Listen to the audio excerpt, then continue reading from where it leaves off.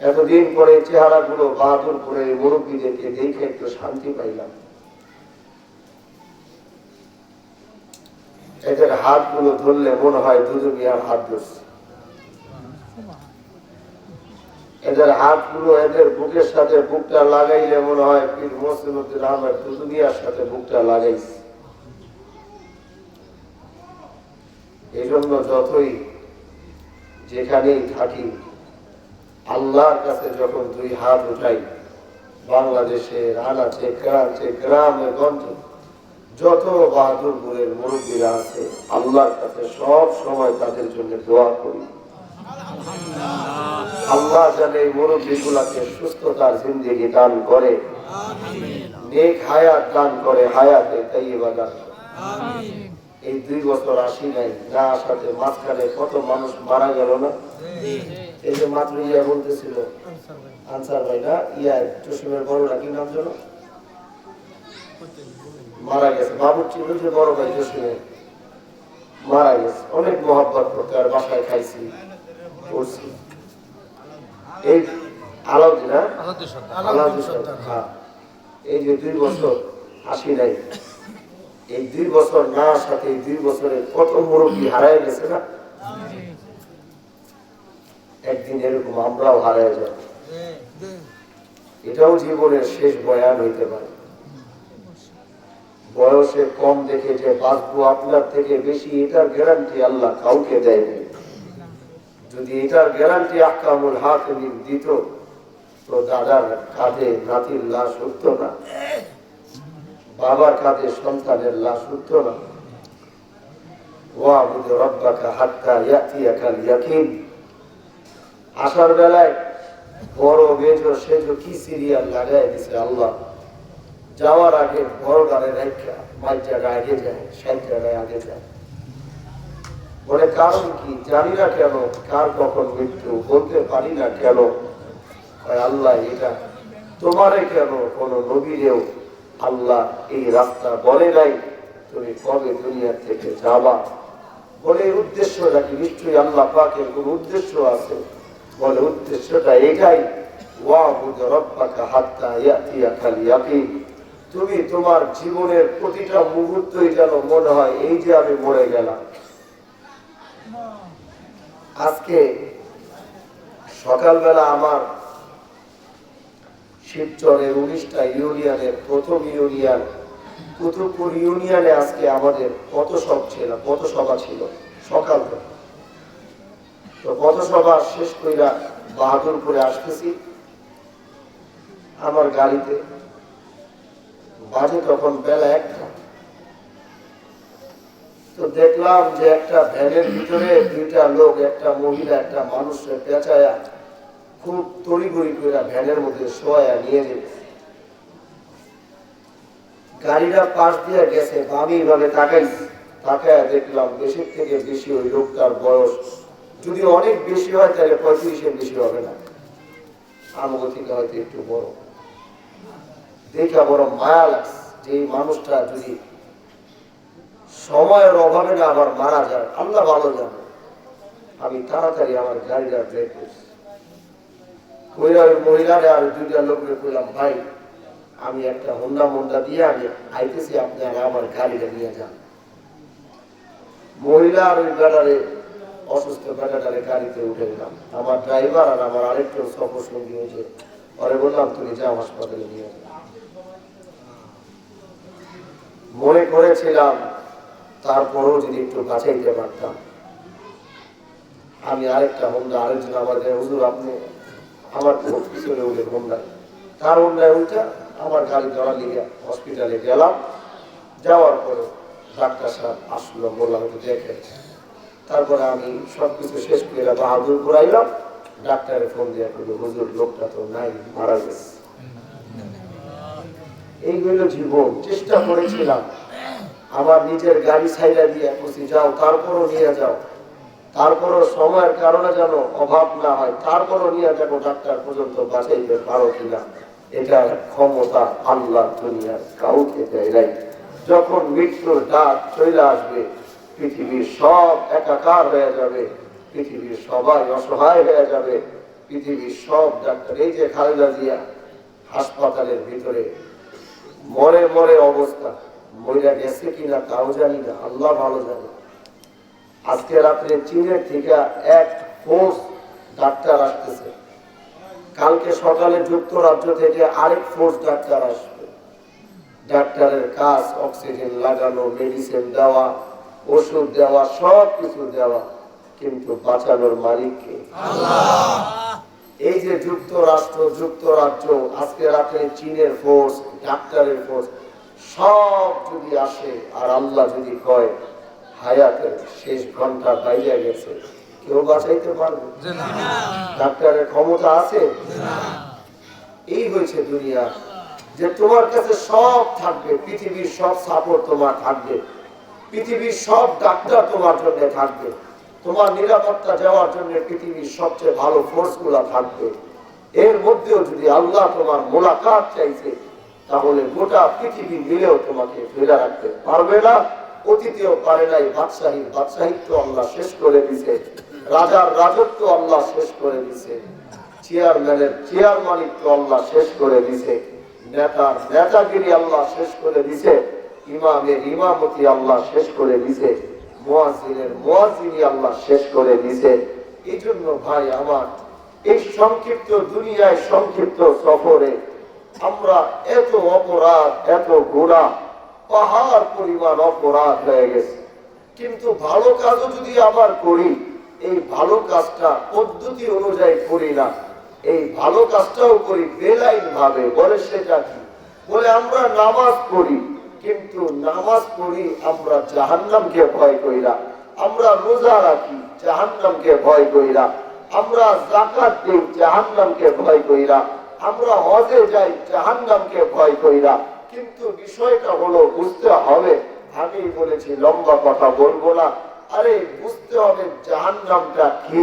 জাহান্নামটা ওই জায়গা যেটা আল্লাহ পছন্দ করেন না। জাহান্নাম তো মুমিনের জন্য আল্লাহ বানায় নাই, জাহান্নাম তো ইমানদারের জন্য আল্লাহ বানায় নাই। জাহান্নাম তো বানাইছে যারা গায়রুল্লাহকে বিশ্বাস করে, আল্লাহর একত্বতাবাদ ওয়াহদানিয়াতকে যারা বিশ্বাস করে না, তাদের জন্য হচ্ছে জাহান্নাম।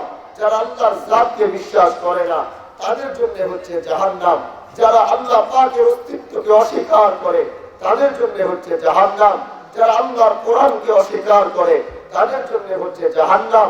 যারা আসমানি যত পয়গম্বর পৃথিবীতে আগমন করেছে, তারা যাদেরকে অস্বীকার করে, তাদের জন্য হচ্ছে জাহান্নাম।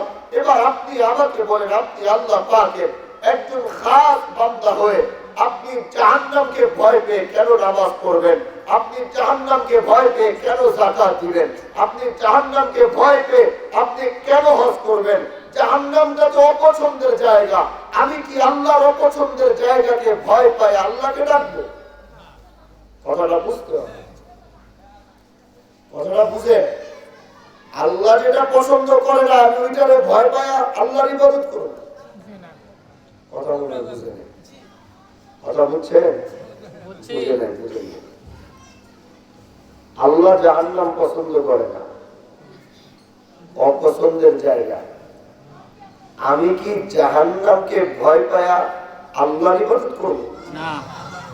বলেন, কথাটা বোঝার চেষ্টা করেন। হ্যাঁ, কোরআন এই জন্য বলে ওয়ালিমান খাফা মাকামা রাব্বিহি জান্নাতান। কারো দিলের মধ্যে যদি এতটুকু ভয় থাকে যে কামা রাব্বিহি, সে তার রবের সামনে দাঁড়াবে এবং তার রব তাকে প্রতিটা হিসাব তার কাছ থেকে পাই টু পাই নিবে, আল্লাহ তার জীবনের প্রতিটা হিসাব তার কাছ থেকে নিবে, এতটুকু ভয় যদি কারো দিলের মধ্যে থাকে, আল্লাহ পাক তার জন্য 2টা জান্নাতের ঘোষণা করছে। সুবহানাল্লাহ। কয়টা জান্নাত? 2টা।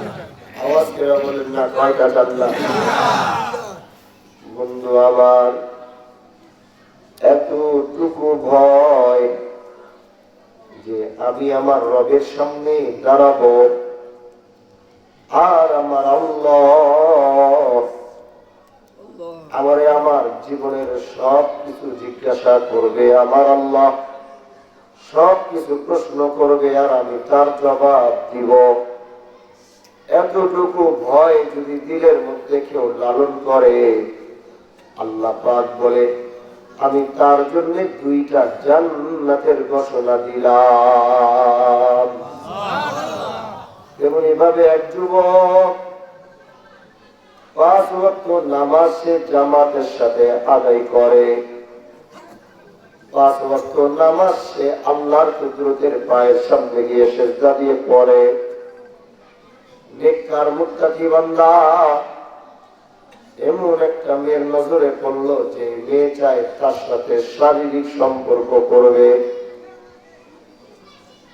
তাকে নিজের বানায় নিবে।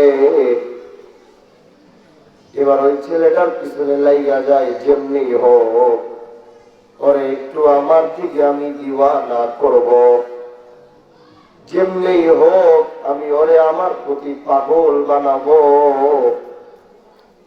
কারণ বন্ধু, দুনিয়ার সব পুরুষই নারীর কাছে দুর্বল। নারীর লোভ সামলানো পুরুষের কাছে বড় মুশকিল হয়ে যায়। এজন্য দেখবেন যে ভাই, বড় বড় মানুষকে যখন ব্ল্যাকমেল করা হয়, তখন নারীর চক্র কোনো না কোনো ভাবে তার মধ্যে ঢুকায়া দেওয়া হয়। কারণ জানে সব কিছু দিয়ে তার সাথে না পারলেও পুরুষের সাথে নারীর কেলেঙ্কারি লাগানো বড় সহজ। কারণ পুরুষ নারীর কাছে বড় দুর্বল। এজন্যই মেয়ে চায় যেমনি হোক আমি এই ছেলেটাকে চাই, ওর সাথে আমি ঘুমাইতে চাই, ওর সাথে শারীরিক সম্পর্ক করতে চাই। কিন্তু যুবক তো বড় আল্লাহওয়ালা, নামাজি, যার নামাজ ছোটে না, যার তাকবীরওয়ালা ছুটে না, কিন্তু ওই মেয়ের কথা হলো আমি চাই চাই, যত কষ্ট হোক চাই। এবার ওই মেয়েটা মেহনত করতে করতে করতে করতে সত্যি একদিন ওই যুবকটাকে কেমন যেন কাবু করে ফেলল। এবার ওই যুবককে নিয়ে তার মনের মতো এক ঘরের মধ্যে ঢুকা দরজা জানালা লাগায় দেয়। আর এই মুহূর্তে যখন ওই মেয়েটা যুবকটাকে ধরবে আর যুবকটা মেয়েটাকে ধরবে, ঠিক ওই মুহূর্তে যুবকের দিলের মধ্যে একটা বাসনা, একটা কথা তার মনের মধ্যে আসে যে আমি দুনিয়ার সবার চোখ আমি ফাঁকি দিলাম, জানালা লাগাইলাম, দরজা লাগাইলাম,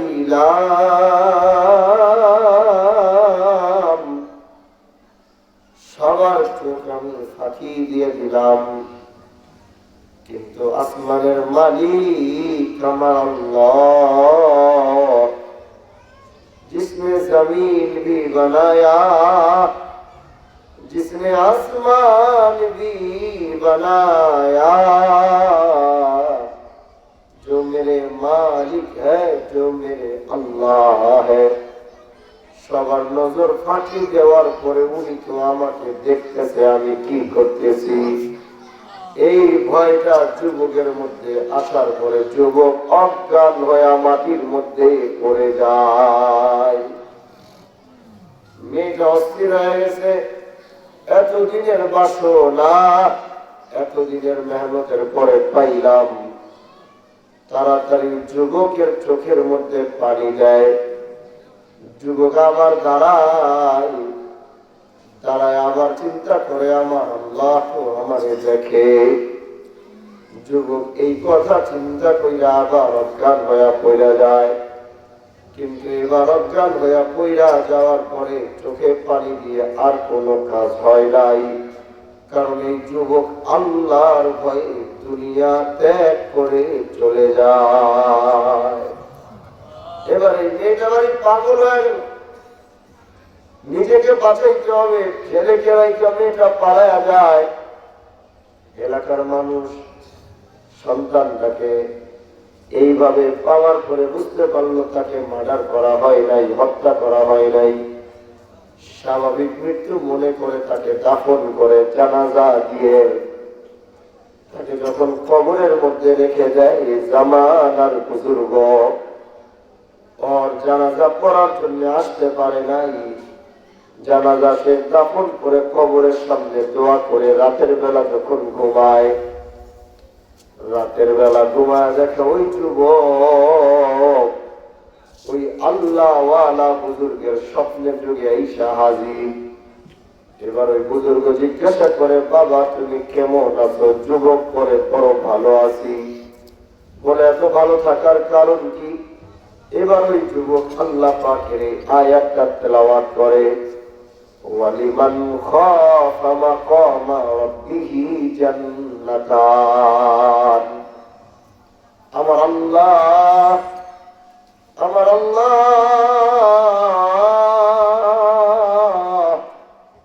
আমার আল্লাহ যে ওয়াদা করেছে, আমার আল্লাহ যে দুইটা জান্নাতের ওয়াদা করেছে, আজ আমার আল্লাহ আমার দুইটা জান্নাতের ওয়াদাও রেখেছে। এজন্য ভাই আমার, ভয় যদি পাই লাগে তাহলে কাকে পাইতে হবে? আওয়াজ করে একসাথে মুহাব্বত নিয়ে বলেন, ভয় যদি পাইতে হয় তাকে কাকে পাওয়া লাগবে? জাহান্নামকে ভয় করা যাবে না, কারণ জাহান্নাম তো আল্লাহ পাকের পছন্দের জায়গা। জাহান্নামকে ভয় করে নামাজ পড়া যাবে না, জাহান্নামকে ভয় করে রোজা রাখা যাবে না, জাহান্নামকে ভয় করে হজ করা যাবে না, জাহান্নামকে ভয় করে গুনাহ থেকে বাঁচা যাবে না। যদি গুনাহ থেকে বাঁচতেই হয় তাহলে কাকে ভয় করে বাঁচতে হবে? রোজা যদি রাখতেই হয় তাহলে কার ভয় করে রাখতে হবে? যাকাত যদি দিতে হয় তাহলে কার ভয় যাকাত দিতে হবে? হজ যদি করতে হয় তাহলে কার ভয় হজ করতে হবে? এই জিনিসটা স্বাভাবিক, এটা বোঝা বড় কঠিন কোনো বিষয় না। আমি আমার আলোচনার একদম শেষ পর্যায়ে আরেকটা কথা বলি, আমি আমার আলোচনা শেষ করব। এজন্য মুরব্বী চাচা, পর্দার আড়ালের মা বোনেরা দিলটা লাগায়া, অন্তর লাগায়া কথাগুলো একটু শুনবেন। শেষ কথা বলি, আলোচনা শেষ। খলিফাতুল মুসলিমিন হযরতে ওমরের নাম আপনারা শুনছেন কিনা?